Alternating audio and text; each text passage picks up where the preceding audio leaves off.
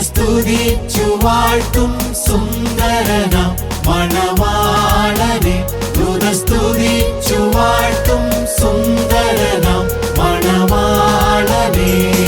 അവനെന്റെ രക്ഷകൻ, അവനെനിക്കുള്ളോൻ, ബലമുള്ള ഗോപുരം, അവത്തിൽ സങ്കേതം. അവനെന്റെ രക്ഷകൻ, അവനെനിക്കുള്ളോൻ, ബലമുള്ള ഗോപുരം, അവത്തിൽ സങ്കേതം. അവന്റെ ചാരയോടിയണഞ്ഞവർ ആശ്വാസമനുദിനവും. അവന്റെ ചാരയോടിയണഞ്ഞവർ ആശ്വാസമനുദിനവും. സ്തുതിഗീതം പാടി പുകഴ്ത്തിടുന്നേ മനുവേലനെ. സ്തുതിച്ചു വാഴ്ത്തും സുന്ദരനാം മണവാളനെ. സ്തുതിച്ചു വാഴ്ത്തും സുന്ദരനാം മണവാളനെ.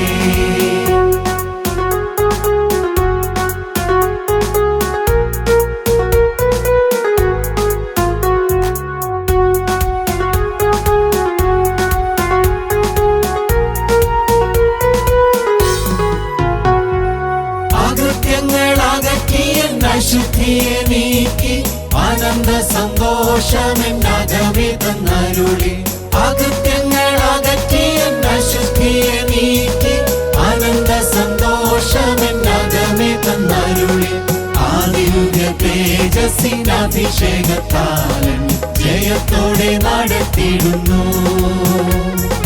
ആദിയുഗ തേജസ്സിനഭിഷേകത്താലൻ ജയത്തോടെ നടത്തിയിടുന്നു. സ്തുതിഗീതം പാടി പുകഴ്ത്തിടുന്നേ മനുവേലനെ. സ്തുതിച്ചു വാഴ്ത്തും സുന്ദരനാം മണവാളനെ. സ്തുതിച്ചു വാഴ്ത്തും സുന്ദരനാം മണവാളനെ.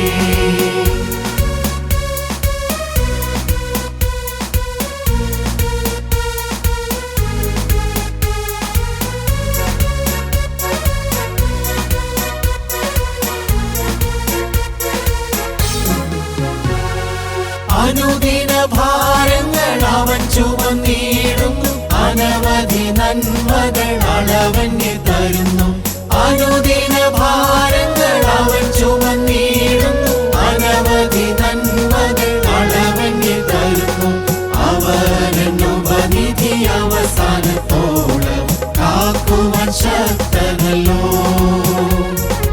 അവനുപനിധി അവസാനത്തോളം കാക്കുവാൻ ശക്തനല്ലോ. സ്തുതിഗീതം പാടി പുകഴ്ത്തിടുന്നേ മനുവേലനെ. സ്തുതിച്ചു വാഴ്ത്തും സുന്ദരനാം മണവാളനെ. സ്തുതിച്ചു വാഴ്ത്തും സുന്ദരനാം മണവാളനെ.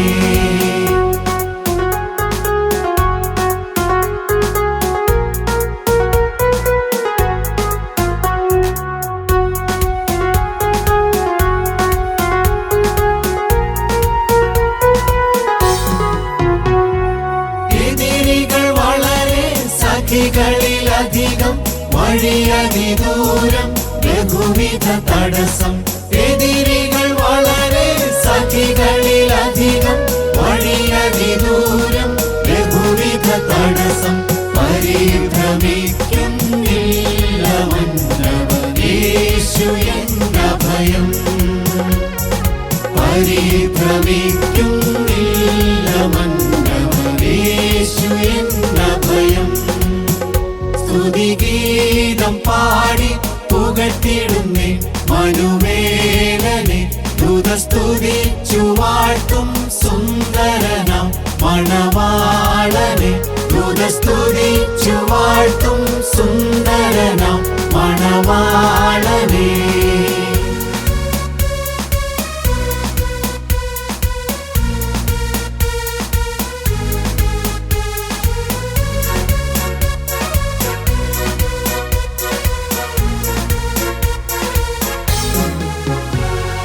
മരണത്തെ ജയിച്ചവൻ ഉയരത്തിലുണ്ട്. അവിടെ എനിക്കൊരുക്കുന്ന ഭവനമൊന്നുണ്ട്.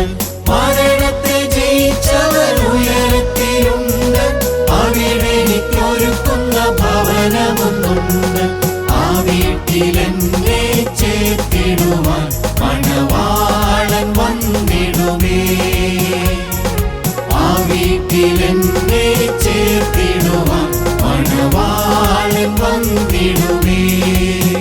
സ്തുതിഗീതം പാടി പുകഴ്ത്തിടുന്നേ മനുവേലനെ. ദൂതസ്തുതിച്ചു വാഴ്ത്തും സുന്ദരനാം മണവാളനെ. ദൂതസ്തുതിച്ചു വാഴ്ത്തും സുന്ദരനാം മണവാളനെ.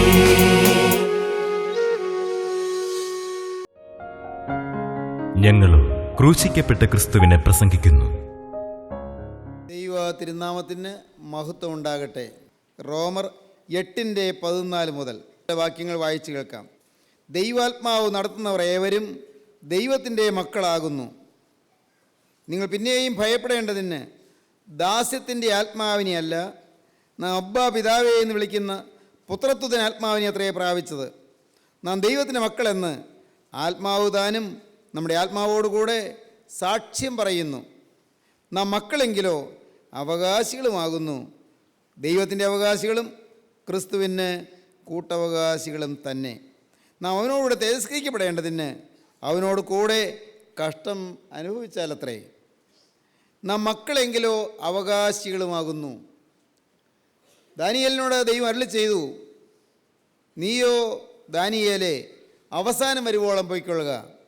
നീ വിശ്രമിച്ച് കാലാവസാനത്തിങ്കൽ നിൻ്റെ ഓഹരി ലഭിപ്പാൻ എഴുന്നേറ്റ് വരും. നിനക്കൊരവകാശം വെച്ചിട്ടുണ്ട്, നിനക്കൊരു ഓഹരി വെച്ചിട്ടുണ്ട്, ഒരു പൊസിഷൻ നിനക്ക് വേണ്ടി കാത്തിരിപ്പുണ്ട്. മോനെ, നീ ആ പൊസിഷൻ സമ്പാദിക്കാൻ, അവകാശം പ്രാപിപ്പാൻ, ഓഹരി പ്രാപിപ്പാൻ നീ ഉയർത്തെഴുന്നേറ്റ് വരും. നീ ഒരു നാൾ ഉയർത്തെഴുന്നേറ്റ് വരും. ഇന്ന് നീ മരണമെന്ന നിദ്ര നീ പ്രാപിക്കുന്നു. നീ ഇന്ന് ഈ ഭൂമിയിൽ നിന്ന് മരിച്ച് കടന്നു പോകുന്നു. നീ ഭൂമിയിൽ മണ്ണോട് മണ്ണ് ചേരുന്നു. പക്ഷേ നീ എഴുന്നേറ്റ് വരും, നീ ഉയർത്തെഴുന്നേറ്റ് വരും, നീയും എഴുന്നേറ്റ് വരും. അന്ന് നിനക്ക് അവകാശം ലഭിക്കും, സ്വർഗീയ മഹത്വത്തിൽ അവകാശം ലഭിക്കും. റോമർ ലേഖനത്തിൽ അപ്പോസ്തലൻ പറഞ്ഞത് ഇങ്ങനെയാണ്, നാം മക്കളെങ്കിലോ അവകാശികളും ആകുന്നു. ദൈവത്തിൻ്റെ അവകാശികളും ക്രിസ്തുവിന് കൂട്ടവകാശികളും തന്നെ. മക്കൾക്കാണ് അവകാശം. അന്യന് ശമ്പളമുണ്ട്, പക്ഷേ അവകാശമില്ല. അവകാശം മക്കൾക്കാണ്. വേലക്കാരന് ശമ്പളമുണ്ട്, പക്ഷേ അവകാശമില്ല. മക്കൾക്കാണ് അവകാശം. മക്കളെങ്കിലോ നാം അവകാശികളുമാകുന്നു. നാം ദൈവത്തിൻ്റെ മക്കളായി തീർന്നിട്ടുണ്ടോ? മക്കളായിട്ടുണ്ടോ? സ്വർഗസ്ഥനായ ഞങ്ങൾ പിതാവേ നാം പ്രാർത്ഥിക്കുന്നുണ്ട്, ശരിയാണ്. സ്വർഗത്തിലെ അപ്പായ എന്നാണ് വിളിക്കുന്നത്, ശരിയാണ്. പക്ഷേ നാം അപ്പൻ്റെ മക്കളായി തീർന്നുവോ? സ്വർഗത്തിലെ അപ്പൻ്റെ മക്കളായി തീർന്നെങ്കിൽ അപ്പൻ്റെ ഛായ ഉണ്ടായിരിക്കും. മക്കൾക്ക് മാതാപിതാക്കളുടെ ഛായ ഉണ്ടായിരിക്കും, മാതാപിതാക്കളുടെ സ്വഭാവവും ഉണ്ടായിരിക്കും. അപ്പൻ്റെ മോനായെങ്കിൽ, അപ്പൻ്റെ മോളായെങ്കിൽ തീർച്ചയായും അപ്പൻ്റെ ഛായ ഉണ്ടായിരിക്കും. അപ്പൻ്റെ സ്വഭാവം നമ്മിൽ നിഴലിടും. സ്വഭാവം സംശയിക്കേണ്ട. പിതാവിൻ്റെ സ്വഭാവം അല്ലെങ്കിൽ അമ്മയുടെ സ്വഭാവം അല്ലെങ്കിൽ അപ്പൻ്റെ സ്വഭാവം, പൂർവികന്മാരുടെ സ്വഭാവം നമ്മിലേക്ക് ഇങ്ങനെ സംക്രമിക്കും, നമ്മിലേക്ക് ഇങ്ങനെ പകർന്നു വരും. കുറേയല്ല. അപ്പൻ കോപിഷ്ഠനാണെങ്കിൽ മക്കളും കോപിഷ്ഠരായിരിക്കും. അപ്പൻ വലിയ വാശിക്കാരനാണെങ്കിൽ മക്കൾക്കും വാശി ഉണ്ടാകും. അപ്പൻ വളരെ എളിമയും താഴ്മയും സൗമ്യതയും ഉള്ളവനാണെങ്കിൽ മക്കളിൽ ആ സ്വഭാവം ഒരളവിൽ പ്രതിഫലിക്കും. നമ്മിൽ അപ്പൻ്റെ സ്വഭാവം പ്രതിഫലിക്കുന്നുണ്ട്. ശാരീരികമായി പറഞ്ഞാൽ നമ്മുടെ ഓരോരുത്തരുടെയും ജീവിതത്തിൽ അങ്ങനെയാണ്. എന്നാൽ നാം സ്വർഗത്തിലെ അപ്പൻ്റെ മക്കളായി തീർന്നുവോ, അപ്പൻ്റെ മോനായി തീർന്നുവോ എന്നുള്ളതിന് ഒരേ ഒരു കാര്യം മാത്രം ശ്രദ്ധിച്ചാൽ മതി. അപ്പൻ്റെ സ്വഭാവം എനിക്ക് എത്രത്തോളം ഉണ്ട്, സ്വർഗത്തിലെ അപ്പൻ്റെ സ്വഭാവം എനിക്ക് എത്രത്തോളം ഉണ്ട്. മക്കളാണെങ്കിൽ അവകാശികളാണ്, സ്വർഗസ്ഥനായ പിതാവിൻ്റെ അവകാശികളാണ്. റോമർക്ക് എഴുതിയ ലേഖനം 8-ാം അധ്യായം വളരെ മർമ്മപ്രധാനമായ ചില കാര്യങ്ങളോട് പറയുന്നുണ്ട്. ക്രിസ്തു ആദ്യജാതൻ, നാം എല്ലാം പിന്നീടുണ്ടായ മക്കൾ. നിത്യനായ സ്വർഗീയ പിതാവിൻ്റെ ആദ്യജാതൻ ക്രിസ്തു, നാം എല്ലാവരും പിന്നീടുണ്ടായ മക്കൾ. അതാണ് ഇവിടെ അപ്പോസ്തലൻ പറയുന്നുണ്ട്. റോമർക്ക് എഴുതിയ ലേഖനം 8-ാം അധ്യായത്തിൻ്റെ 29-ാം വാക്യം, അവൻ മുന്നറിഞ്ഞവരെ തൻ്റെ പുത്രൻ അനേകം സഹോദരന്മാരിൽ ആദ്യജാതനാകേണ്ടതിന് അവൻ്റെ സ്വരൂപത്തോട് അനുരൂപരാകുവാൻ മുൻ നിയമിച്ചിരിക്കുന്നു. അനേകം സഹോദരന്മാരിൽ ആദ്യജാതനായി ക്രിസ്തു. നാം ആ ക്രിസ്തുവിൻ്റെ സ്വരൂപത്തോട് അനുരൂപരാകാൻ മുന്നമേ നിയമിക്കപ്പെട്ടവരാണ്. നാം മുന്നമേ അറിഞ്ഞവരാണ്, നാം മുന്നമേ നിയമിക്കപ്പെട്ടവരാണ്.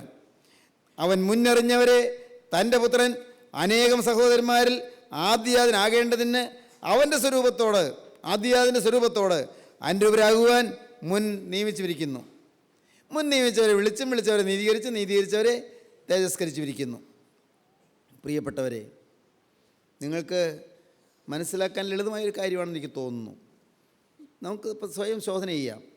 സ്വർഗസ്ഥനായ പിതാവിൻ്റെ സ്വഭാവം എന്തെല്ലാമാണ്? അവൻ്റെ വിശുദ്ധി. എനിക്കുണ്ടോ ദൈവത്തിൻ്റെ വിശുദ്ധി? ക്രിസ്തുവിൻ്റെ വിശുദ്ധി എത്രമാത്രം എന്നിലുണ്ട്? നിങ്ങൾ ചിന്തിക്കുക. ഞാനും ചിന്തിക്കട്ടെ. ക്രിസ്തുവിൻ്റെ വിശുദ്ധി എത്രമാത്രം എനിക്കുണ്ട്? ക്രിസ്തു സംസാരിക്കുന്നത് പോലെ തന്നെ ആയിരിക്കുമോ ഞാൻ സംസാരിക്കുന്നത്? ഇല്ലേ?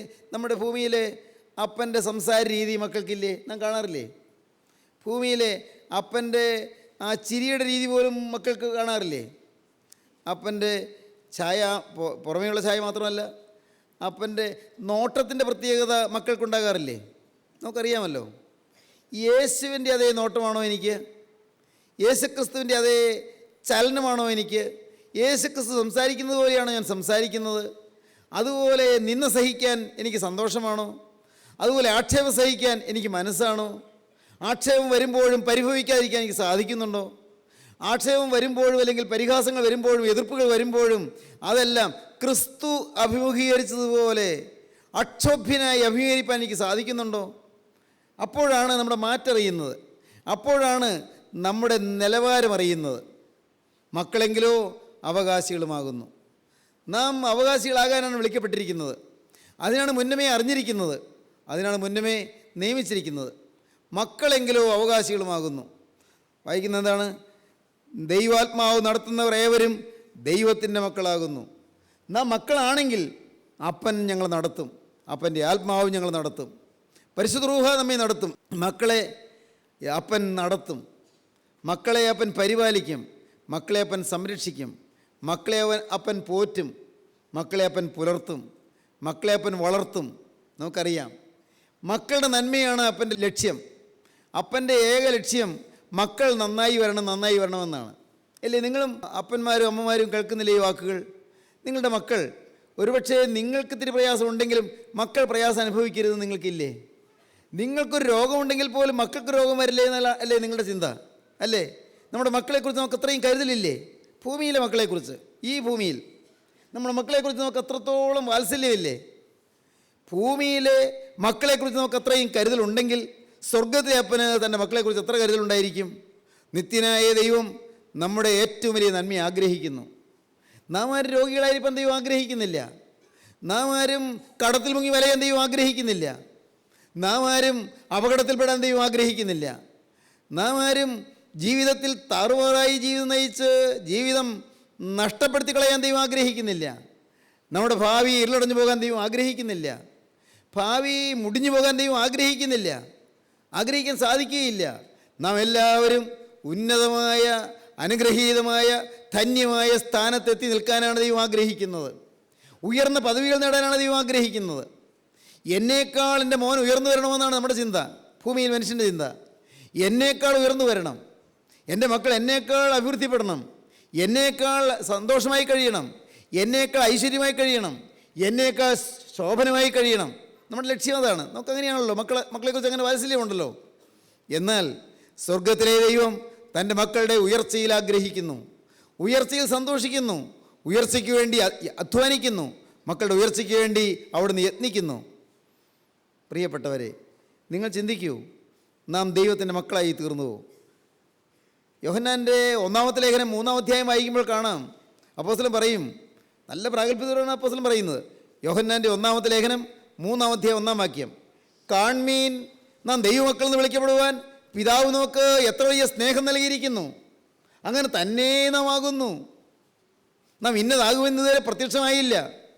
അവൻ പ്രത്യക്ഷനാകുമ്പോൾ നാം അവനെ താൻ ഇരിക്കുമ്പോൾ തന്നെ കാണുന്നതാകൊണ്ട് അവനോട് സദൃശന്മാരാകുമെന്ന് നാം അറിയുന്നു. എന്താ പറയുന്നത്? കാൺമീൻ, നാം ദൈവമക്കൾ എന്ന് വിളിക്കപ്പെടുവാൻ പിതാവ് നമുക്ക് എത്ര വലിയ സ്നേഹം നൽകിയിരിക്കുന്നു. തൻ്റെ ഏകജാതനായ പുത്രൻ്റെ രക്തം കൊടുത്ത് നമ്മെ വിലയ്ക്ക് വാങ്ങി. അന്യനായിരുന്ന എന്നെ ദൈവം തൻ്റെ സ്വന്തം കുടുംബത്തിലേക്ക് ദത്തെടുത്തു, സ്വന്തം പുത്രനായി ദത്തെടുത്തു. പ്രിയപ്പെട്ടവരെ, സ്വന്തം മകനായി എന്നെ ദത്തെടുത്തു. അപ്പൻ്റെ ഭവനത്തിൽ പിറന്നവനല്ല, പൈശാചികൻ്റെ ചൊൽപ്പടിയിൽ നിന്നവനാണ്, സാത്താൻ്റെ ഇംഗിതങ്ങൾ നിവർത്തിച്ചവനാണ്, പൈശാചികനെ പണിപ്പുരയിൽ വേല ചെയ്തവനാണ്, പൈശാചിന് വേണ്ടി അധ്വാനിച്ചവനാണ്. എന്നാൽ കൊള്ളയും കൊലപാതകവും അഴിമതിയും വ്യഭിചാരവും തിന്മയും അശുദ്ധിയും മോഷണവും കവർച്ചയുമെല്ലാം കൈമുതലായ മനുഷ്യനെ ദൈവം പിശാചിൻ്റെ പിടിയിൽ നിന്ന് വിടുവിച്ച് ദൈവം കൊണ്ടുവന്ന് തൻ്റെ തോട്ടത്തിൽ കൊണ്ടുവന്ന് നട്ടു, ട്രാൻസ്പ്ലാന്റ് ചെയ്തു. 92 സങ്കീർത്തനം അങ്ങനെയാണ് പറയുന്നത്, transplant in his own garden. അവൻ്റെ തോട്ടത്തിലേക്ക് ട്രാൻസ്പ്ലാന്റ് ചെയ്തു. കാട്ടിൽ പിറന്ന തയ്യെ അവിടുന്ന് പറിച്ചുകൊണ്ട് വന്നു. കാട്ടിൽ മുളച്ച തയ്യെ ആ കാട്ടിൽ നിന്ന് പറിച്ചുകൊണ്ട് വന്നു. അതിനെ പറിച്ചുകൊണ്ട് വന്ന് തൻ്റെ സ്വന്തം തോപ്പിൽ കൊണ്ടുവന്ന് നട്ടു. ദൈവം ചെയ്തത് അതാണ്. സ്വന്തം മുന്തിരിത്തോപ്പിൽ കൊണ്ടുവന്ന് നട്ടു. കാട്ടുതയ്യെ പിടിച്ചു കൊണ്ടുവന്ന് സ്വന്തം തോപ്പിൽ നടുന്നത് പോലെ അന്യൻ്റെ കുടുംബത്തിൽ പിറന്നവനെ കൊണ്ടുവന്ന് ദൈവം സ്വന്തം കുടുംബത്തിൻ്റെ അംഗമാക്കി തീർത്തു, ദത്തെടുത്തു. സ്നേഹിതരെ, നിത്യനായ ദൈവത്തിൻ്റെ വാത്സല്യം അതാണ്. അതാണ് പറഞ്ഞത്, കാൺമീൻ നാം ദൈവമക്കളെന്ന് വിളിക്കപ്പെടുവാൻ എത്ര വലിയ സ്നേഹം നൽകിയിരിക്കുന്നു. ഒന്ന് വായിക്കാം, 3-ാം അധ്യായം 1-ാം വാക്യം. കാൺമീൻ നാം ദൈവമക്കളെന്ന് വിളിക്കപ്പെടുവാൻ പിതാവ് നമുക്ക് എത്ര വലിയ സ്നേഹം നൽകിയിരിക്കുന്നു. കാൺമീൻ നാം ദൈവമക്കളെന്ന് വിളിക്കപ്പെടുവാൻ പിതാവ് നമുക്ക് എത്ര വലിയ സ്നേഹം നൽകിയിരിക്കുന്നു. അങ്ങനെ തന്നെ നാം ആകുന്നു. അങ്ങനെ തന്നെ നാം ആകുന്നു. ലോകം അവനെ അറിഞ്ഞിട്ടില്ലായികൊണ്ട് നമ്മെയും അറിയുന്നില്ല. ലോകം അവനെ അറിഞ്ഞിട്ടില്ലായികൊണ്ട് നമ്മെയും അറിയുന്നില്ല.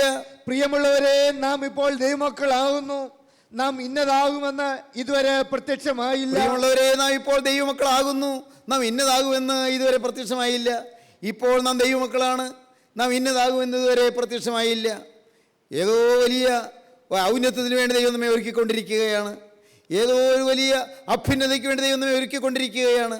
പ്രിയമുള്ളവരെ, നാം ദൈവമക്കളാകുന്നു. നാം ഇന്നതാകുമെന്ന് ഇതുവരെ പ്രത്യക്ഷമായില്ല. അവൻ പ്രത്യക്ഷനാകുമ്പോൾ ക്രിസ്തു രണ്ടാമത് വരുമ്പോൾ നാം അവനെ താൻ ഇരിക്കും പോലെ തന്നെ കാണുന്നതാകൊണ്ട്, നാം അവനെ താൻ ആയിരിക്കുന്നത് പോലെ തന്നെ കാണുന്നതാകൊണ്ട് അവനോട് സദൃശന്മാരാകും എന്ന് നാം അറിയുന്നു. അന്ന് അവനോട് നാം സദൃശന്മാരാകുമെന്ന് നാം അറിയുന്നു. എന്തോ ഒരു ഉന്നതമായ കാഴ്ചപ്പാടാണത്. എത്ര ഉന്നതമായൊരു അനുഭവമാണത്. പ്രിയപ്പെട്ടവരെ, വലിയൊരു തേജസ്സിന് വേണ്ടി ദൈവം നമ്മെ ഒരുക്കുകയാണ്. അതുകൊണ്ടാണ് റോമർക്കെഴുതിയ ലേഖനം 8-ാം അധ്യായത്തിൽ അടുത്ത ഖണ്ഡികയിൽ അപ്പോസ്തലൻ പറയുന്നത്, നമ്മിൽ ഉൾപ്പെടുവാനുള്ള തേജസ് വിചാരിച്ചാൽ ഈ കാലത്തിലെ കഷ്ടങ്ങൾ സാരമില്ല എന്ന് ഞാൻ എണ്ണുന്നു. കഷ്ടങ്ങളുണ്ട്, ഇവിടെ ദുരിതങ്ങളുണ്ട്, പക്ഷെ അതൊന്നും സാരമില്ല. വലിയൊരു തേജസ്സിന് വേണ്ടി എന്നെ മുന്നമേ ഒരുക്കിക്കൊണ്ടിരിക്കുകയാണ്. എന്നെ പരുവപ്പെടുത്തിക്കൊണ്ടിരിക്കുകയാണ് വലിയൊരു തേജസ്സിന് വേണ്ടി. ദൈവവൈദ്യനോട് പറയട്ടെ, വലിയൊരു തേജസ്സിനൊക്കെ വേണ്ടി ദൈവം ഒരുക്കി വെച്ചിരിക്കുന്നു. വലിയൊരു ശോഭനമായ ഭാവിയിലേക്ക് ദൈവം നിന്നെ നയിച്ചുകൊണ്ടിരിക്കുന്നു. അനുഗ്രഹീതമായ ധന്യമായ ഒരു അനുഭവത്തിലേക്ക് വേണ്ടി ദൈവം നിന്നെ ഒരുക്കിക്കൊണ്ടിരിക്കുകയാണ്. നമ്മിൽ വെളിപ്പെടുവാനുള്ള തേജസ് വിചാരിച്ചാൽ ഈ കാലത്തിലെ കഷ്ടങ്ങൾ സാരമില്ല എന്ന് ഞാൻ എണ്ണുന്നു. കഷ്ടങ്ങളുണ്ട്, ദുഃഖങ്ങളുണ്ട്, നഷ്ടങ്ങളുണ്ട്, പ്രയാസങ്ങളുണ്ട്, പ്രതിസന്ധികളുണ്ട്, രോഗങ്ങളുണ്ട്, ആപത്തുകളുണ്ട്, എതിർപ്പുകളുണ്ട്, പോരാട്ടങ്ങളുണ്ട്, അനേകം പ്രതിസന്ധികളും പ്രശ്നങ്ങളുമുണ്ട്. പക്ഷേ നമ്മിൽ ഉൾപ്പെടുവാനുള്ള തേജസ് വിചാരിച്ചാൽ ഈ കാലത്തിലെ കഷ്ടങ്ങൾ സാരമില്ല എന്ന് ഞാൻ എണ്ണുന്നു. പാട്ടുകാരൻ പണ്ട് പാടി, തേജസ്സിലേശുവിൻ പൊന്മുഖം ഞാൻ കാണും. ഒന്ന് പാടാമോ? തേജസ്സിലേശുവിൻ പൊന്മുഖം ഞാൻ കാണും, തേജസ്സിൽ യേശുവിൻ്റെ പൊന്മുഖം ഞാൻ കാണുമെന്ന് പാടുകയും. തേജസ്സിലേശുവിൻ പൊന്മുഖം ഞാൻ കാണും, കാലമേറ്റം ആസന്നമേ അതെന്നാശയേ അതെന്നാനന്ദമേ അതൻ പ്രത്യാശയിൻ പ്രഭാതമേ. ഒരു വൈദ്യ വിദ്യാർത്ഥി ഉണ്ടായിരുന്നു. വൈദ്യവിദ്യാർത്ഥി മെഡിസിൻ പഠിക്കുകയാണ്. പക്ഷേ പഠിച്ച് കുറച്ച് കഴിഞ്ഞപ്പോൾ അവന് തോന്നി വയ്യ, പഠിക്കണ്ട. അവനത് വിട്ടു. അവൻ അതിന് മുൻപ് വേദശാസ്ത്രം പഠിച്ച ആളാണ്, തിയോളജി പഠിച്ചതാണ്. അത് വിട്ടിട്ടാണ് വൈദ്യവിദ്യാഭ്യാസത്തിന് വേണ്ടി പോയത്. പക്ഷേ യൗവന പ്രായമല്ലേ, വേണ്ടാത്ത കൂട്ടുകെട്ടിലൊക്കെ അങ്ങ് മുഴുകി, അരുതാത്ത ബന്ധങ്ങളെല്ലാം തുടങ്ങി, പുറത്തു പറയാൻ അറയ്ക്കുന്നതായ ജീവിതത്തിലേക്ക് അങ്ങ് താണുപോയി. വലിയൊരു സാംസ്കാരിക അധപ്പതനായിപ്പോയി. സാൻമാർഗികമായി ക്ഷയിച്ചു, തകർന്ന് തരിപ്പണമായി. ഏതാണ്ടൊരു ഭ്രാന്തനെ പോലെ അലഞ്ഞു തിരിയാൻ തുടങ്ങി. എല്ലാം തീർന്നു. പഠിത്തം തീർന്നു, സമാധാനം തീർന്നു, സന്തോഷം തീർന്നു, ഒന്നിനും തൃപ്തിയില്ലാതായി. എന്തിനു ജീവിക്കണം? ഒരു ഭ്രാന്ത് പിടിച്ച യൗവനക്കാരനെ പോലെ അലഞ്ഞു തിരിയാൻ തുടങ്ങി. നഗരത്തിൻ്റെ തെരുവിലൂടെ ഇങ്ങനെ നലഞ്ഞ് നടക്കുകയാണ്. തെരുവോരത്തിലൂടെ ഇങ്ങനെ നടന്ന് പോകുമ്പോൾ ഇടയ്ക്കിടയ്ക്ക് വല്ലയിടത്തിരിക്കും, എന്തെങ്കിലും കുറിച്ച് വയ്ക്കും കടലാസിൽ. വെറുതെ കാണുന്ന കടലാസിൽ, പത്രക്കടലാസിൽ മറ്റും എന്താ കുറിച്ച് വയ്ക്കും. ആ കുറിപ്പ് അവിടെ കിടക്കും, പിന്നെയും നടക്കും, ഏതാണ്ട് ലിക്ക് കിട്ടതുപോലെ. ഒരു ശ്രേഷ്ഠനായൊരു ആള്, മെയ്നൽ എന്ന് പറയുന്ന ഒരാൾ, ആൽബർട്ട് മെയ്നൽ, അദ്ദേഹം ഈ ചെറുപ്പക്കാരൻ്റെ കുറിപ്പുകൾ ഒന്ന് കാണാനിടയായി. കുറിപ്പുകൾ കണ്ടപ്പോൾ അതിന് തോന്നി വളരെ മികവുറ്റ സാഹിത്യപരമായ മൂല്യമുള്ള കാര്യങ്ങളാണല്ലോ എഴുതി വച്ചിരിക്കുന്നതെന്ന്. ഈ ചെറുപ്പക്കാരൻ എവിടെയുണ്ടെന്ന് അദ്ദേഹം അന്വേഷിച്ചു. മെയ്നൽ അന്വേഷിച്ച് ചെന്ന് ഈ ചെറുപ്പക്കാരൻ ഒരു കടത്തിണയിൽ കണ്ടു. ലഹരി പിടിച്ച് മയക്കുമരുന്നിന് അടിമപ്പെട്ട് ഒരിടത്ത് ഇങ്ങനെ മയം കിടക്കുകയാണ്. വിളിച്ച് എഴുന്നേൽപ്പിച്ച് തൻ്റെ കൂടെ കൊണ്ടുപോയി വീട്ടിൽ കൊണ്ടുപോയി ശുശ്രൂഷിച്ചു. ഈ മെയ്നലിൻ്റെ വീട്ടിൽ കൊണ്ടുപോയി ഈ ചെറുപ്പക്കാരനെ ശുശ്രൂഷിച്ചു. മെയ്നലും ഭാര്യയും ഇവനെ സ്വന്തം മോനെ പോലെ അവനെ നോക്കി. അവന് ദുശ്ശീലങ്ങൾ മാറി. അവന് ദൈവത്തിൻ്റെ വചനം പറഞ്ഞു കൊടുത്തു, ക്രിസ്തുവിൻ്റെ വചനം പറഞ്ഞു കൊടുത്തു. അവരുടെ ജീവിതത്തിൽ കൂടിയുള്ള, അവരുടെ പെരുമാറ്റത്തിൽ കൂടിയുള്ള സ്നേഹവും വാത്സല്യവും ക്രിസ്തുവിൻ്റെ വചനത്തിൻ്റെ ശക്തിയും അവൻ അനുഭവിച്ചു. അവന് ഹൃദയം തിരിഞ്ഞു. അവൻ പിൽക്കാലത്ത് ഒരു കവിത എഴുതി, സുന്ദരമായ കവിത, ദ ഹൗണ്ട് ഓഫ് ഹെവൻ. എഴുതിയ ആളുടെ പേര് മനസ്സിലായോ? Francis Thomson. ഫ്രാൻസിസ് തോംസൺ എന്ന് പറയുന്ന ആൾ എഴുതിയ ദ ഹൗണ്ട് ഓഫ് ഹെവൻ, സ്വർഗത്തിലെ വേട്ടപ്പട്ടിയെന്നോ സ്വർഗത്തിൻ്റെ വേട്ടനായെന്നോ പറയാവുന്ന, സ്വർഗത്തിൻ്റെ നയാട്ടുനായെന്നോ ഒക്കെ പറയാം. The hound of heaven. സുന്ദരമായ ആ കവിതയിലെ ഒരു ശീല ഞാനിപ്പോൾ നിങ്ങളെ ചൊല്ലിക്കേൾപ്പിക്കാം. Oh love that will not let me go, I rest my weary soul in thee. I give back the life I own, that in the ocean depths its flow may richer, fuller be. എന്നെ തനിയെ വിടാൻ മനസ്സില്ലാത്ത നിസ്തുല സ്നേഹമേ, oh love that will not let me go, എന്നെ കൈവിടാത്ത സ്നേഹമേ, I rest my weary soul in thee, നിത്യസ്നേഹമേ നിന്നിൽ എൻ്റെ തളർന്നുലഞ്ഞ ജീവിതം ഞാനിതാ അടിയറ വയ്ക്കുന്നു, ഞാൻ അവിടെ വിശ്രമം കണ്ടെത്തുന്നു. Oh love that will not let me go, I rest my weary soul in thee, നിത്യസ്നേഹമേ, എന്നെ കൈവിട്ട് കളയാത്ത സ്നേഹമേ, എന്നെ കൈവിടാതെ എൻ്റെ പിന്നാലെ വന്ന സ്നേഹമേ, നിന്നിൽ ഞാൻ വിശ്രമിക്കുന്നു, നിന്നിൽ എൻ്റെ തളർന്നുലഞ്ഞ ജീവിതം ഞാൻ അടിയറ വയ്ക്കുന്നു. I give back the life I on, എൻ്റെ ജീവിതം, ഞാനിപ്പോൾ സ്വന്തമാക്കിയിരിക്കുന്ന എൻ്റെ ജീവിതം ഞാൻ നിനക്ക് തിരികെ തരുന്നു. I give back the life I on, that in the ocean debts it's flow may richer Fuller B. ദൈവത്തിന് സ്തോത്രം. സാഗരത്തിൻ്റെ അഗാധതയിൽ അത് കൂടുതൽ സമൃദ്ധമായും സമ്പന്നമായും തികവുറ്റതായും എൻ്റെ ജീവിതം തീരുന്നതിന് വേണ്ടി നാഥാ സ്നേഹത്തിൻ്റെ സാഗരത്തിലേക്ക് ഞാനിതാ എടുത്തിയാടുന്നു. ദൈവത്തിന് സ്തോത്രം. Hound of heaven. സഹോദരങ്ങളെ, നിങ്ങളുടെ ജീവിതം ഇന്ന് ഈ മഹത്തായ അവകാശത്തിലേക്ക് കടന്നു വരുവാൻ നിങ്ങൾ സമർപ്പിക്കണം. മഹത്തായ അവകാശം കാൺമീൻ എന്ന ദൈവമക്കൾ എന്ന് വിളിക്കപ്പെടുവാൻ പിതാവ് നമുക്ക് എത്ര വലിയ സ്നേഹം നൽകിയിരിക്കുന്നു. ആ ഭാഗ്യം നമുക്ക് കൈവരിക്കണം. ക്രിസ്തുവിനെ നമ്മുടെ നാഥനായി നമുക്ക് സ്വീകരിക്കണം. ക്രിസ്തുവിനായി നമ്മുടെ ജീവിതം ഏൽപ്പിക്കണം. ഒന്ന് ഞാൻ വ്യക്തമായി നിങ്ങളോട് പറയാം, ആ സ്നേഹം നിങ്ങളുടെ പിറകെ വരികയാണ്.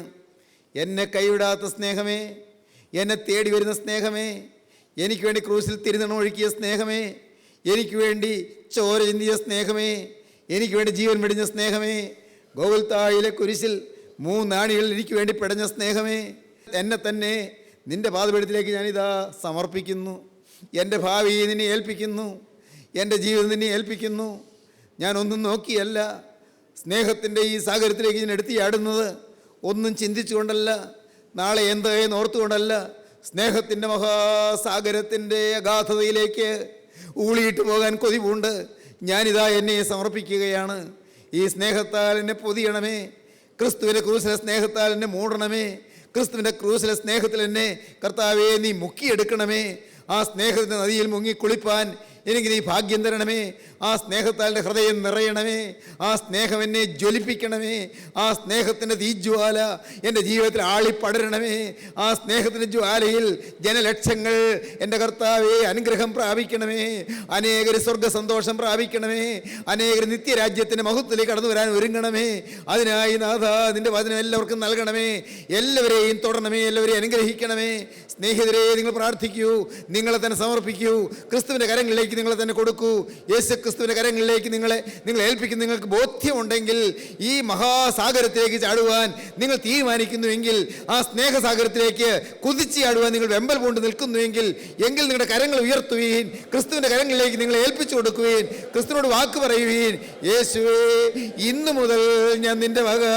എൻ്റെ യേശുവേ, ഇന്നു മുതൽ ഞാൻ നിന്റെ വക. യേശുവേ, ഇന്നു മുതൽ ഞാൻ നിന്റെ വക. സമർപ്പിക്കുക, നമുക്ക് പ്രാർത്ഥിക്കാം. കരുണയുള്ള കർത്താവേ, ഈ മനോഹരമായ സമയത്തിനായി ഞങ്ങൾ നിന്നെ സ്തുതിക്കുന്നു. വചനങ്ങളുടെ എല്ലാവരുടെ പേര് നിന്റെ ആത്മാവിനെ പകരണമേ. ആത്മാവിനെ തീയിൽ ജ്വലിച്ചുകൊണ്ട് നിന്നെ സ്തുതിപ്പാൻ നിന്റെ മക്കൾക്ക് ഭാഗ്യം നൽകണമേ. എല്ലാവരും സ്വർഗീയ തേജസ്സിന് വേണ്ടി ഒരുങ്ങുവാൻ ഭാഗ്യം നൽകണോട് രണ്ടാമത്തെ വരവിന് വേണ്ടി എല്ലാവരെയും ഒരുക്കണമേ. തിരുനാമം മഹത്വപ്പെടുത്തണമേ. യേശു ക്രിസ്തുവിന്റെ മഹത്വമുള്ള നാമത്തിൽ തന്നെ. ആമീൻ.